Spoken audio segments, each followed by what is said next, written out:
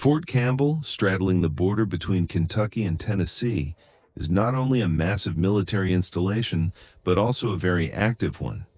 It's the home base of the famous 101st Airborne Division, Green Berets, and Night Stalkers. But the real size of the base lies in the 93,000 acres of dense forests, meadows, and lakes known as the Back 40. This wilderness area is used for various training purposes. Hello, I'm coming to you from Military Stories channel. After years of researching military paranormal events, I've noticed that Fort Campbell is a base that comes up very frequently. There are countless ghost cases in base housing like Pierce Village and Hammond Heights, UFO sightings, the 1955 Kelly Hopkinsville Green Men incident, increasing Bigfoot encounters. But this is neither a ghost story, nor a UFO story, nor a Bigfoot story. This is something very different. According to these soldiers' testimonies, these are real Dogman encounters that occurred in the Back 40. If you're curious about paranormal events, these stories will shock you. 12 days down, 2 more to go. This sucks, thought David Miller, an experienced sergeant serving with the 82nd Airborne Division at Fort Campbell. It was mid-July, and his unit was conducting a 2-week field exercise in Cassidy Town. After securing the town, my squad and I took a defensive position at the wood line, says David. I'm the squad leader, and I'm positioned 10 to 15 meters away from my men, back against a tree. Darkness fell over the Back 40. The men were tired, and team leaders were constantly checking to make sure they stayed awake. It was around midnight by his estimate. There was no moon. He couldn't see anything except the lights of Cassidy Town behind them. The Alpha team leader was lying with his men on the line, pulling 50-50 security detail, one man up, the other sleeping. The squad radio operator Jason was walking back and forth behind them, shuttling between squads. Every 20 to 30 minutes I hear Jason passing by, says David. Eventually he comes to me and asks, "Sergeant, you good on radio batteries?" I reply, "I'm good, dude." Since he was used to hearing Jason constantly moving around, when David heard different footsteps that night, he initially didn't pay attention. Then the sounds began approaching, but moving much slower. I looked over my shoulder and said, "What the fucks are you doing?" That's when I saw it. What David saw would completely freeze him. 20 meters away, there was a creature in a crouched position. It was making low, subtle growling sounds like a dog or a wolf. I froze and felt the hair on the back of my neck stand up. My heart started racing, says David. This thing was at least 5 feet tall, crouched over, sinking lower and lower to the ground. David was paralyzed with fear and confusion at this point. He watched the creature for 10 to 12 seconds. Then I reached and grabbed my E-tool, not taking my eyes off what I was looking at. Then I quickly flipped my PSQ-20S, my night vision. The moment David put on his night vision goggles, the creature began running toward him in a diagonal line. And when I say fast, I mean really fast. It was running in a low stance. I flipped my goggles to thermal and saw the outline of this thing running. Everyone around heard the creature crashing through the woods. It was too fast to be human and too big to be a deer, especially since it was fully upright as it crashed through the brush. Later that night, another squad leader said he heard loud, deep sniffing noises near his position. The soldiers said they could smell something resembling wet dog. Before dawn, right after hearing some coyotes, they heard a loud guttural noise. Coyotes were common in the area, but when this thing howled, the coyotes stopped instantly. I had always heard stories and never believed them, like others in my platoon, says David. But after this encounter, we all agreed that we were not alone that night, and there is something lurking out there. During the same exercise, probably on a different night, Specialist Sergeant Mike Torres had a similar experience, this time during a cloudburst. Mike was serving with the 1st Battalion, 502nd Infantry Regiment. Our company had just taken Cassidy Training Town. After about 5 days of STX training, with the town secured, We got pushed out to the wood line to set up a defensive line against potential follow-up attacks. And naturally, it started raining right then. At this point, the guys were exhausted and annoyed about being pushed out of the village where there was cover. But no, we had to go to the woods. Mike and his team set up a defensive line perpendicular to a ditch located to the left of their position. Squad leader Mike was co-located with the machine gunner and assistant gunner. Lying in the rain under the trees, they began waiting for mission change. They were smoking and joking, minus the smoking since their cigarettes had become soggy mush. Jason came and swapped the 148 batteries. We noticed him early because of the sound of leaves, twigs, and his 140-pound weight walking slowly through the forest. Jason made the swap and left. About 20 to 30 minutes later, they heard the same heavy footsteps again.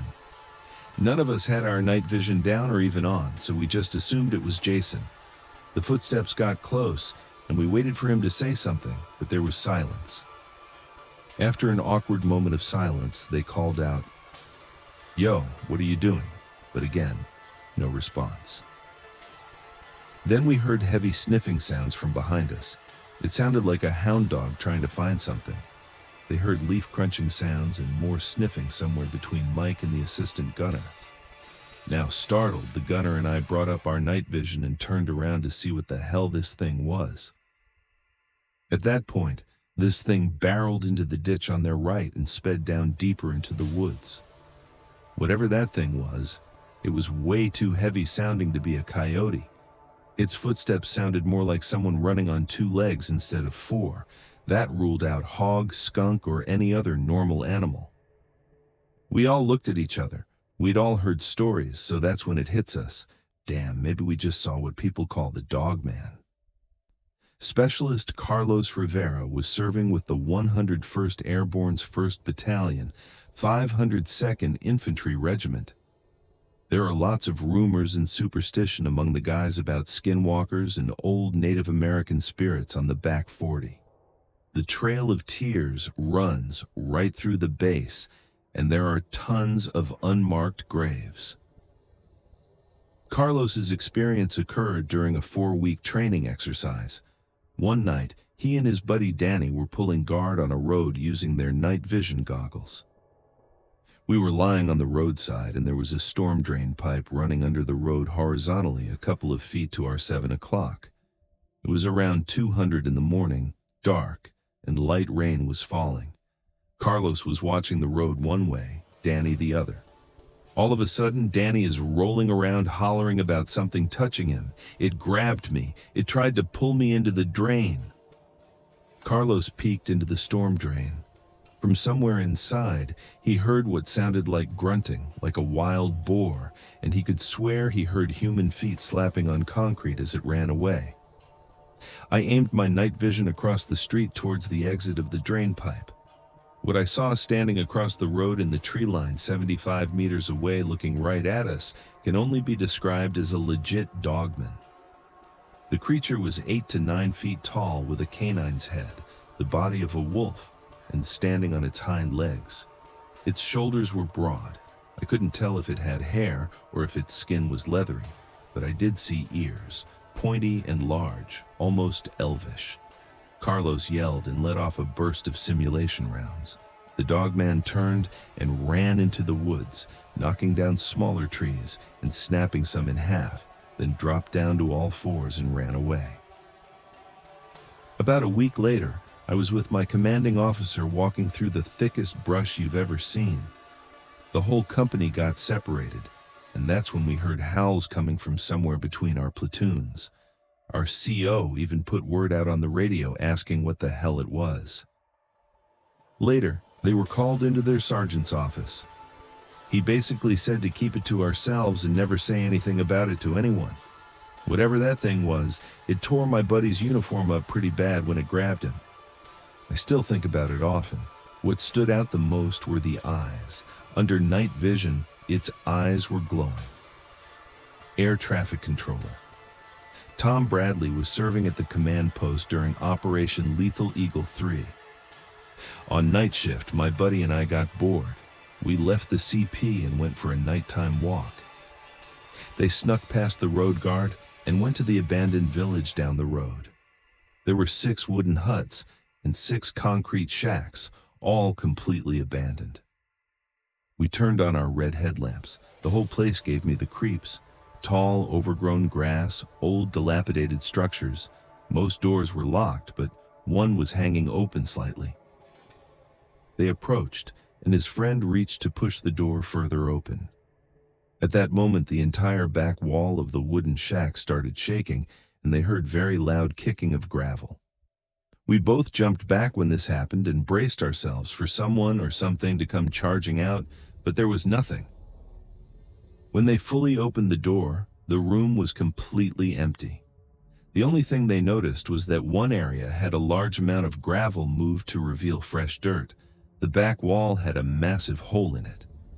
It looked like something had scraped its way past this wall at least a couple of times, like a dog digging under a wall. Behind them, they heard rustling in the tall grass. In the moonlight, they could see the outline of what looked like a strong man, mostly hidden in the grass. I would have assumed it was a man if it didn't have a canine wolf-like head with reflective eyes staring back at us. His buddy raised his arms and stomped forward to scare off the animal. But this thing barely flinched, just slowly dropped its head back below the grass.